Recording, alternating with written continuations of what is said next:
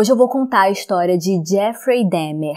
Na verdade, a história completa de Jeffrey Dahmer em detalhes.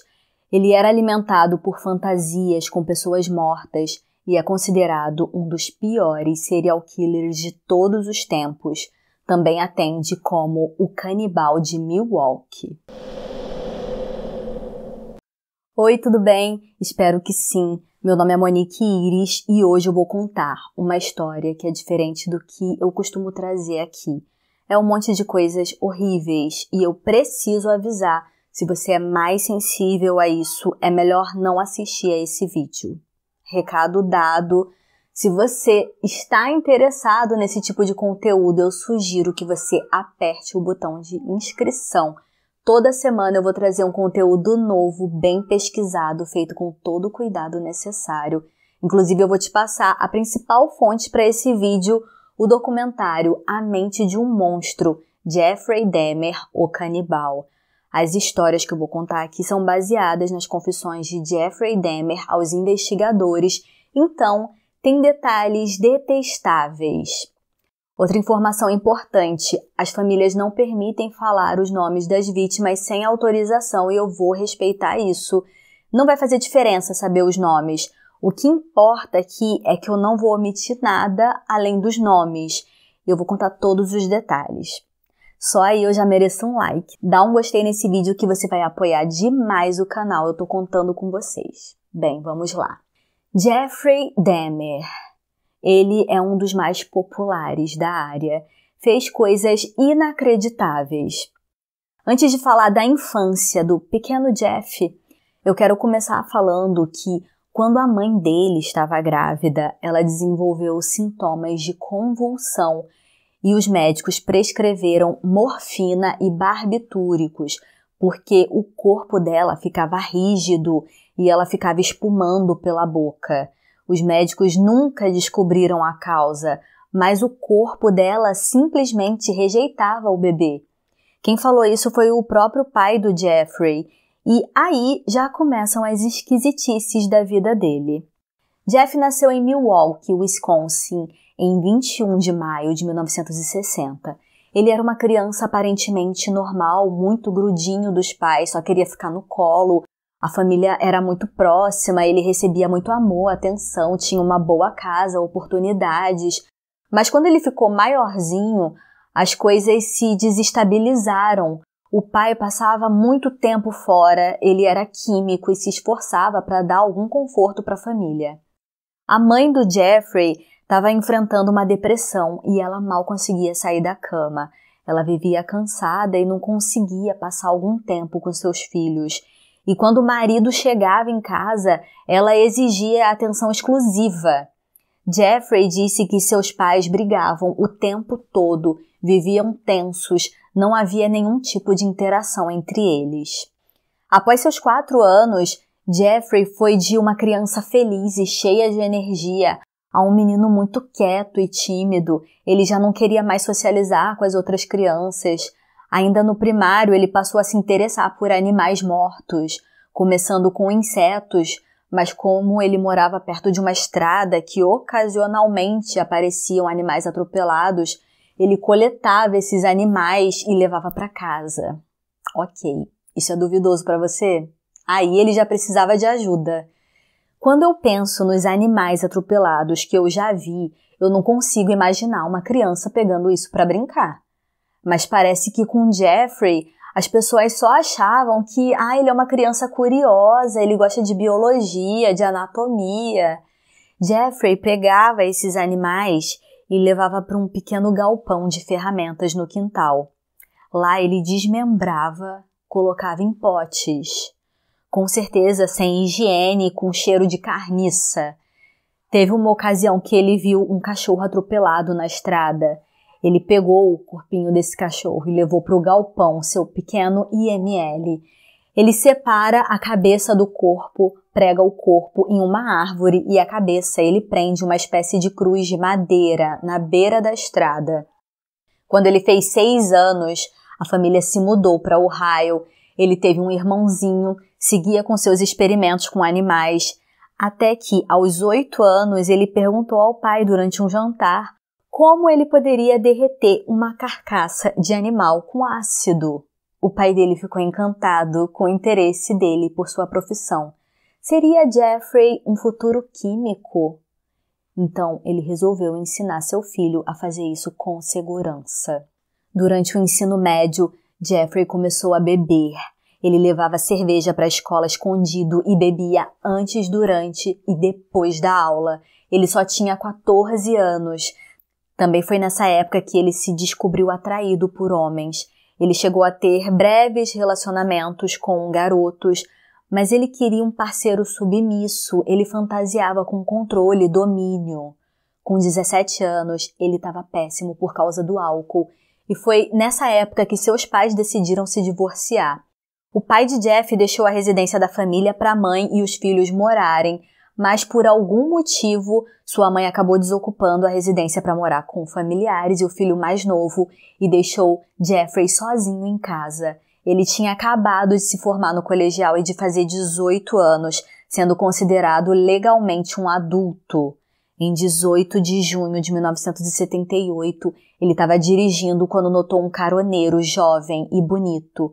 Era justamente a história que ele fantasiava acontecer um dia. Então ele encostou e perguntou: Ei, quer vir até minha casa tomar umas cervejas? E o caroneiro topou. Eles seguiram até a casa de Jeffrey, beberam, ouviram música, mas Jeffrey logo viu que o caroneiro não gostava de homens e ele ficou desapontado e provavelmente o caroneiro notou um clima tenso e disse que precisava ir embora. Isso aborreceu Jeffrey, porque ele queria insistir mais um pouco e o caroneiro se levantou e foi em direção à porta. Nesse momento, Jeffrey pegou um halter de 4 quilos e bateu na cabeça dele. Ok, agora você não vai embora. Essa foi a primeira vez que ele matou alguém. Sua primeira vítima tinha 18 anos, a mesma idade que ele. Depois ele estrangulou o jovem de uma vez e, enquanto a vítima estava morta, ele removeu toda a sua roupa. Jeffrey ficou excitado com aquela cena e acabou se masturbando. No dia seguinte, ele leva o corpo para o porão e desossa inteiro. Pega uma pá, cava um buraco na floresta atrás da casa e enterra a vítima. Algumas semanas mais tarde, ele se lembra da vez que o pai dele o ensinou como desintegrar um corpo. Então ele desenterra novamente, faz o procedimento com sucesso, espalhando o que sobrou na área atrás da casa. Semanas depois, o pai dele descobriu que ele estava morando sozinho. Esse tempo todo ele achava que Jeffrey estava morando com sua mãe.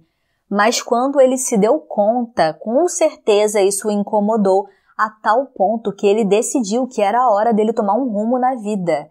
Ele pressionou o filho a fazer uma faculdade e concordou em gastar dinheiro, jogar dinheiro fora, bancando seus estudos. Jeffrey acabou indo para a Universidade de Ohio, mas isso só durou 3 meses, porque ele não atingiu a pontuação aceitável para continuar sendo aceito na universidade. Eu até pesquisei. O mínimo aceitável é de 2 pontos. Sabe quanto Jeffrey tinha de pontuação? 0,45. Isso mesmo, 0,45. A faculdade não deu certo, mas o pai de Jeffrey tinha outro plano para encaixar seu filho na sociedade: se alistar no exército. Jeffrey se alistou e em seu primeiro ano de serviço ele era considerado um soldado acima da média. Em 1979 ele foi enviado para a Alemanha para servir em combate. Ele ficou 2 anos até ser dispensado por causa do abuso de álcool. Muitos anos depois, quando as brutalidades de Jeffrey tornaram-se públicas, 2 soldados se tocaram que haviam sido dopados e abusados por Jeffrey no quartel. Após ser dispensado do exército, Jeffrey não queria voltar para casa e enfrentar seu pai, então ele resolveu ir para a Flórida, arrumou um trabalho no restaurante e alugou um quarto. Mas quando ele recebia o salário, gastava tudo em álcool, ao invés de pagar pelo quarto, então ele foi despejado. Sem ter para onde ir, ele telefonou para o pai e pediu para voltar para casa. Volta o cão arrependido para Ohio, para morar com o pai e sua nova madrasta. Lá ele encontrou cobranças e mais cobranças. Depois de fazer as tarefas domésticas, ele tinha que procurar emprego. Nas horas vagas, ele se embebedava, o que culminou em prisão por embriaguez e conduta desordeira. Ele ficou 10 dias preso, até seu pai pagar uma multa de $60. Olha, Jeffrey, eu não vou mais te ajudar. Vai para casa da sua avó porque lá em casa não dá mais. Jeffrey seguiu para casa da sua avó em Wisconsin.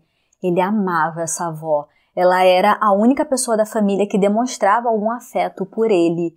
Ela o recebeu com muito amor e biscoitos em sua casa.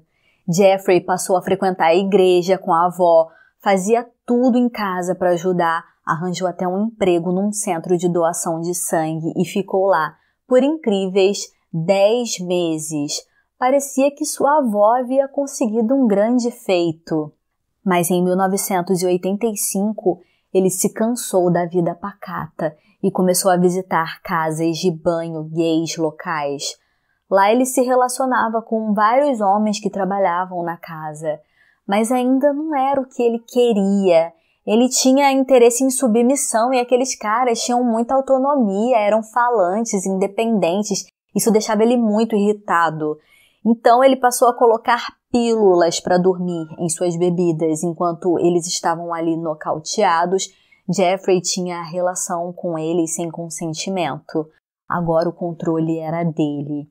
Ele dopou os trabalhadores da casa pelo menos 12 vezes até ser descoberto. Então ele foi banido da casa. Mas quer saber?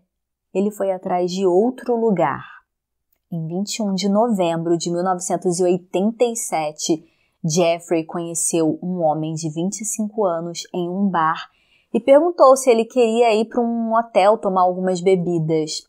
De acordo com o próprio Jeffrey, ele não tinha intenção nenhuma de matar esse homem, mas ele pretendia apenas dopá-lo e se relacionar com ele inconsciente. Só isso. Só que, quando ele acordou na manhã seguinte, se deparou com um homem com o peito esmagado, cheio de hematomas e sangue. Ao mesmo tempo, Jeffrey também tinha hematomas, mas não tinha absolutamente nenhuma memória de nada. Agora ele tinha um corpo dentro de um hotel para se livrar. Ele foi em busca de comprar uma mala enorme, voltou ao hotel e colocou o corpo dentro da mala. Teve a ajuda dos funcionários para colocar a mala dentro do carro e eles nem imaginavam o que tinha ali dentro. Jeffrey tomou um táxi e levou aquela mala para casa de sua avó. Como estava fazendo muito frio, ele não se preocupou em deixar a mala fechada por uma semana lá no depósito do porão. Quando ele decidiu abrir a mala, primeiro ele fatiou os membros, desossou todas as partes. A carne ele colocou em sacos de lixo. Os ossos ele esmagou com uma marreta, embrulhou tudo, exceto a cabeça, e colocou para o lixeiro levar. Ele ficou com a cabeça para ele. Ferveu um pouco de água e colocou um alvejante misturado com outra solução de limpeza, mas errou a mão e o crânio acabou desmoronando e ele teve que jogar fora. 2 meses depois, Jeff conhece um adolescente de 14 anos que trabalhava se prostituindo. Ele ofereceu $50 para o menino posar como modelo para fotos de nu artístico. O garoto pensou, mas esse vai ser os $50 mais fácil da minha vida. E topou. Eles seguiram rumo à casa da avó de Jeffrey. Chegando lá, ele dopou o menino com várias pílulas esmagadas, que lhe dariam umas 4 horas de desmaio, e se relacionou com ele sem consentimento. Quando já estava perto do garoto acordar, ele o sufocou até a morte. O corpo do menino ficou no porão por uma semana e, após isso, ele deu início ao procedimento de descarte, desmembrou tudo e descartou no lixo. Dessa vez, ele também tentou limpar o crânio com uma solução diluída, mas quebrou de novo e ele teve que descartar. Em 27 de março de 1988, Jeffrey conhece um homem de 22 anos na entrada de um bar gay.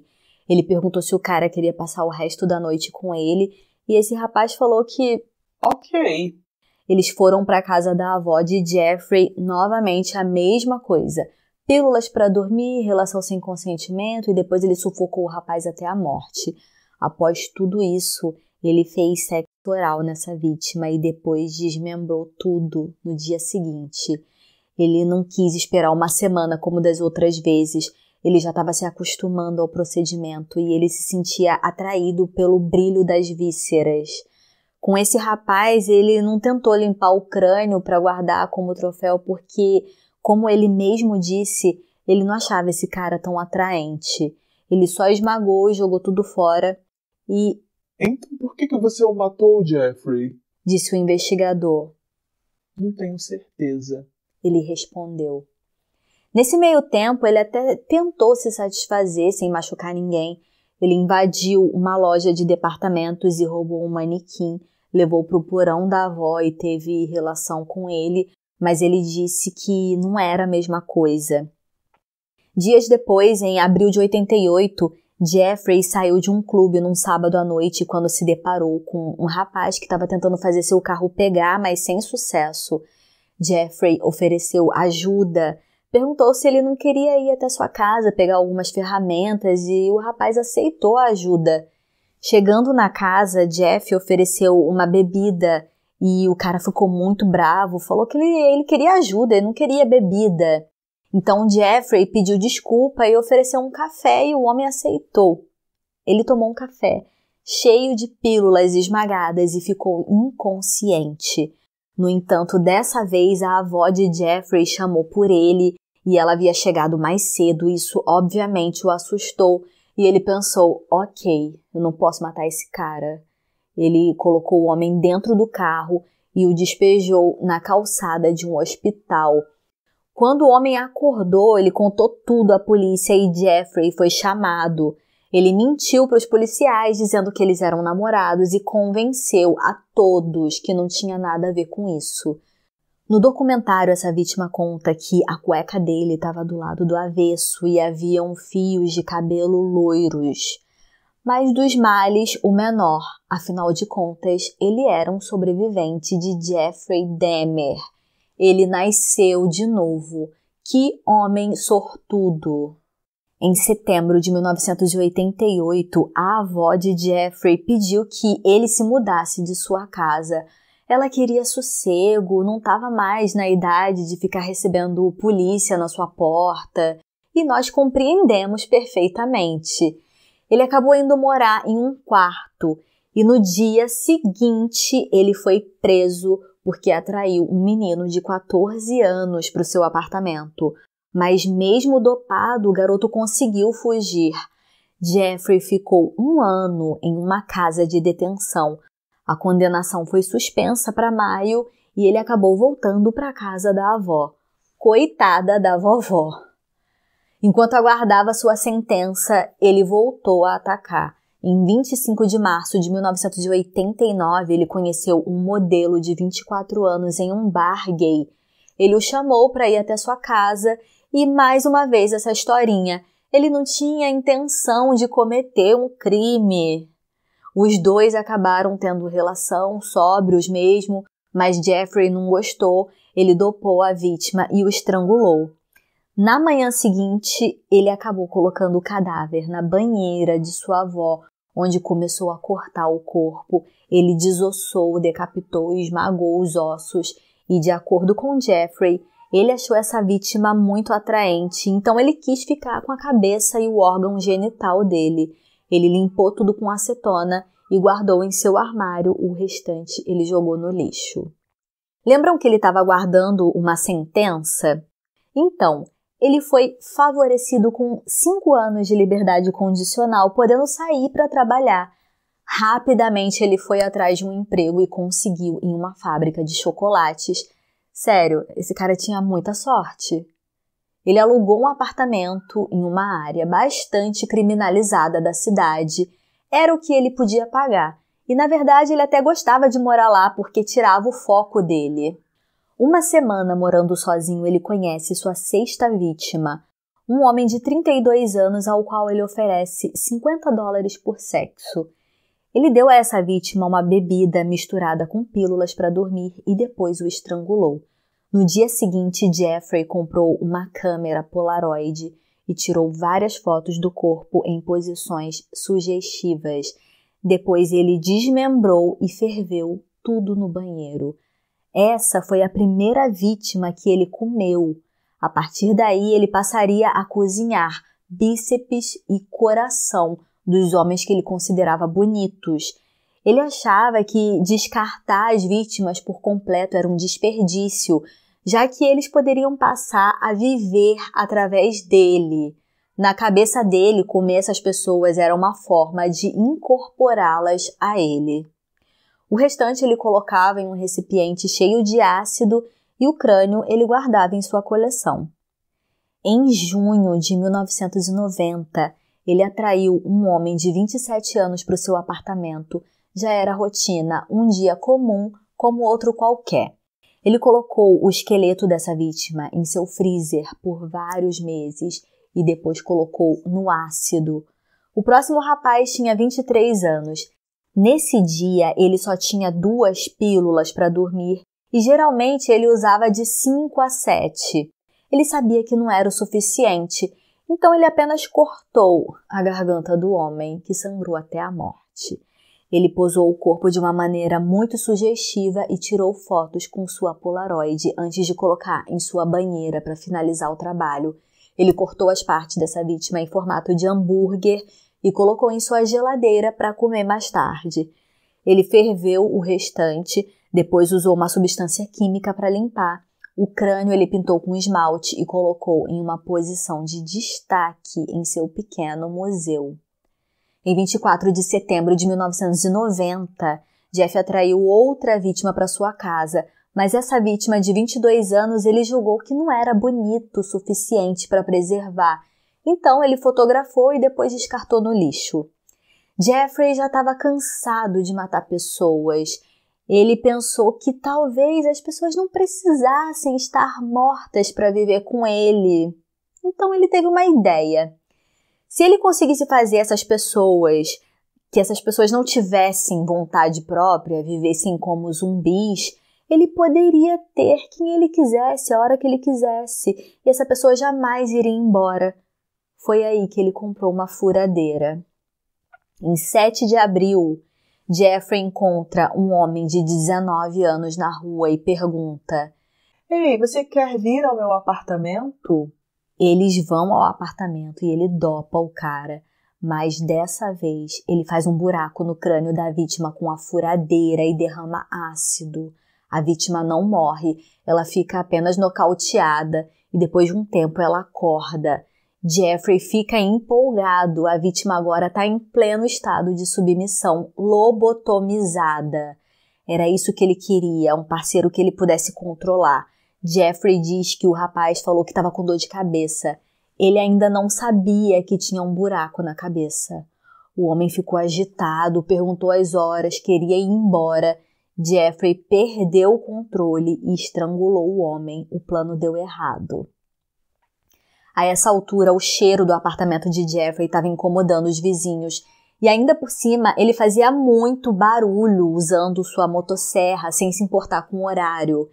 Então as pessoas começaram a reclamar na administração. O responsável liga para Jeffrey e ele diz que seu freezer quebrou, estragou toda a sua comida. Mas então as semanas vão passando e as reclamações não param. O síndico liga novamente. Ei, Jeffrey, seus vizinhos ainda estão reclamando do cheiro vindo do seu apartamento. E Jeffrey diz: Ai, meus peixes morreram, meu aquário está em manutenção. Ok, Jeffrey, e aquela motosserra? Motosserra? Que motosserra? Não é daqui não, esse barulho. Ok, Jeffrey, obrigada pelos esclarecimentos. Em 27 de maio de 1991, Jeffrey cruza com um garoto de 14 anos e oferece dinheiro em troca de fotos. A princípio, o menino fica meio relutante, mas acaba aceitando. O menino posa para algumas fotos e toma a bebida batizada. Ele desmaia na hora. Mais uma vez, Jeffrey pega uma broca e faz um único furo no crânio da vítima, injeta ácido clorídrico e leva o garoto inconsciente para o seu quarto. Enquanto aguarda se seu plano dará certo, Jeffrey decide ir comprar mais bebidas. Ele vai até um bar, Mas quando volta para casa, se depara com um garoto jogado no chão da rua, nu. Em volta, haviam pessoas perguntando se ele estava bem. O menino nem consegue responder. Jeffrey corre até eles e simula preocupação com o garoto. Ele fala que é um amigo dele, que ele vai cuidar disso. Não se preocupem, ele tá bêbado. Eu vou levar ele pro meu apartamento. Ele pega o menino e vai embora. Mas as jovens que estavam ali suspeitam que algo está errado e ligam para a polícia. A polícia chega e Jeffrey diz a eles que o jovem é seu namorado e que ele tem problemas com álcool. Ele garante que o homem é de maior e a polícia... Ok, então cuide bem dele. E vai embora. Mas aquelas meninas não ficam contentes com isso e tentam explicar aos policiais que o menino estava sangrando. No documentário ela conta que ele sangrava pelo reto e que ela insistiu muito, mas os policiais acataram tudo que o Jeffrey disse sem questionar. Eles disseram: não interfiram, isso é entre eles, isso não é problema seu, não se preocupem, pode ir embora. As jovens vão embora e os policiais decidem voltar ao apartamento novamente. Ei, tá tudo bem mesmo? Jeffrey responde que sim, mostra o menino todo enrolado no lençol em cima da cama e ainda tentando provar que tá tudo bem, ele mostra aos policiais as fotos do menino sem roupa em sua Polaroid. As fotos que ele tirou quando o menino chegou no apartamento, as mesmas que ele havia oferecido dinheiro em troca. Agora, os policiais estavam convencidos de que ali tinha um casal. Eles pedem desculpa pelo inconveniente. Assim que os policiais saíram do apartamento, Jeffrey mais uma vez injetou ácido clorídrico no cérebro do jovem, dessa vez para matar. Jeffrey estava desenfreado. Em julho de 1991, ele estava fazendo uma vítima por semana. Ele estava fora de controle. Até então eram 17 rapazes. E como dava muito trabalho desmembrar tudo e fazia muito barulho, a essa altura ele já estava acumulando corpos em seu apartamento. Ele precisava de tempo para desmembrar. Então, no dia seguinte, ele fingiu estar doente para faltar ao trabalho. Ele queria dedicar aquele dia a se livrar daqueles corpos.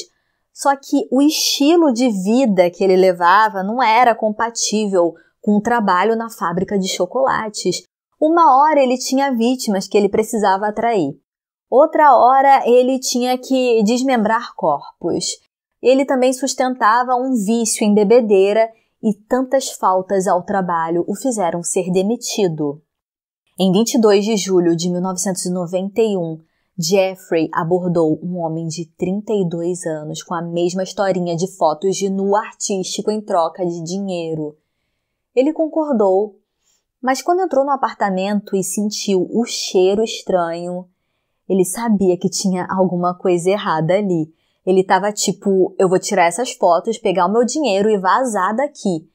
Então ele viu várias caixas de ácido no chão e ele disse: ei, cara, o que é isso? Ele já estava desconfiado. Jeffrey deu uma desculpa qualquer. Nesse dia, ele não tinha nenhuma pílula. Ele planejava deixar o homem bêbado. Quando eles entram no quarto, o cara se assusta com um galão enorme e sente que aquele cheiro insuportável fica ainda mais forte. Ele sentiu o risco iminente de vida e começou a planejar sua fuga dali. Ele pede para usar o banheiro. Quando ele chega no banheiro, não tem janelas. Ele pensa: ai meu Deus, é meu fim. A vida dele começa a passar diante dos olhos dele. Essa parte eu inventei. Mas sério, o que você faria? Ele volta ao quarto e Jeffrey coloca uma algema em um de seus punhos. Novamente, o homem pede para usar o banheiro. Ele volta ao banheiro. Quando ele sai do banheiro, vê Jeffrey distraído. Ele dá um socão na cara dele com todas as forças que ele poderia ter. E corre muito. Sai pela sala e vai em direção à rua, correndo, como se sua vida dependesse disso, e dependia mesmo. Ele se depara com 2 policiais e diz: ei, tem um cara tentando me matar. Tem alguma coisa estranha acontecendo no apartamento dele. Os policiais olham as algemas e o desespero do homem. Eles vão até o apartamento de Jeffrey. Quando os policiais e a vítima chegam à casa de Jeffrey, ele reconhece que as algemas são dele. Ele diz que vai buscar as chaves. Ele tava tipo, meu Deus, qual desculpa eu dou agora? Nessa hora eu imagino que os policiais sentem o cheiro de podre no apartamento e resolvem dar uma olhada. Um dos policiais abriu a gaveta da cômoda e se deparou com muitas fotos de corpos humanos desmembrados. A casa caiu, Jeffrey. Finalmente, hein? Quando ele volta e vê que os policiais estão segurando suas fotos, ele tentou lutar, mas foi algemado. Como os investigadores disseram no documentário, era uma cena que nem os mais experientes estavam acostumados. Era chocante. Haviam 4 cabeças na geladeira, um homem no armário, vários crânios, esqueletos inteiros, pedaços de um total de 11 corpos. Era tipo uma surpresa em cada canto. Braços, pernas, órgãos genitais, tudo espalhado pelo apartamento. Havia no galão gigante partes desmembradas em uma solução ácida. Também foram apreendidas 85 fotos de Polaroid de 13 vítimas. Jeffrey foi desmascarado. O julgamento de Jeffrey Dahmer começou em 30 de janeiro de 1992. Ele admitiu aos investigadores ter assassinado 16 jovens em Wisconsin entre 1987 e 1992. Seu advogado tentou abordar a questão do transtorno mental para que ele fosse levado a tratamento ao invés de prisão, mas no dia 17 de fevereiro ele foi considerado são. Ele declarou estar arrependido e pediu desculpas às famílias. Foi condenado a 15 penas de prisão perpétua consecutivas que equivalem a 957 anos em Milwaukee, mais a condenação do estado de Ohio, que também foi de prisão perpétua pela morte de sua primeira vítima. Quando recebeu sua sentença, Jeffrey disse ao investigador: "Por que você não me mata? Você vai ficar famoso." No primeiro ano, ele ficou em confinamento solitário para sua própria segurança, mas depois ele foi transferido para o Instituto Correcional de Columbia, uma prisão menos segura. Em 28 de novembro de 1994, ele estava lavando o banheiro da prisão quando foi atacado. Jeffrey foi encontrado no chão do banheiro com ferimento na cabeça e no rosto. Também havia uma barra de metal ensanguentada usada no ataque. O levaram ao hospital, mas não teve jeito e ele morreu naquele dia. O presidiário que o matou também cumpria prisão perpétua e foi interrogado. Ele contou que Deus disse para ele matar Jeffrey e em uma fração de segundos o guarda saiu e ele o matou. Aparentemente, o guarda estava envolvido, porque não é possível que Jeffrey não tenha gritado por socorro. Todos concordaram que foi tipo... "Ei, guarda, quanto você quer para descuidar do Sr. Dahmer? Qual o seu preço?" Muitas pessoas o queriam morto, foi um grande negócio e ficou por isso mesmo.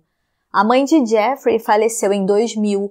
Seu pai se aposentou e participou do documentário ao qual eu usei como principal fonte para esse vídeo. Sério, que pena que eu senti do senhorzinho. Ele escreveu um livro sobre sua experiência de vida com seu filho. O irmão mais novo de Jeffrey acabou mudando seu sobrenome porque ele não queria ser associado ao irmão. Existem vários livros, documentários, filmes, programas de TV que contam essa história. E como o mundo é um lugar estranho, esse sujeito tem fãs, o que é simplesmente abominável. Então, meus amigos, hoje eu contei a história de Jeffrey Dahmer. Me conta aqui o que acharam desse novo formato de vídeo. Muito obrigada por passarem um tempo comigo hoje. Eu agradeço cada comentário, cada like, cada sugestão. Agradeço a cada um que está inscrito aqui. Eu vejo vocês no próximo vídeo, então se inscreva para a gente não perder contato aqui na plataforma, ok? Te vejo no próximo vídeo. Tchau!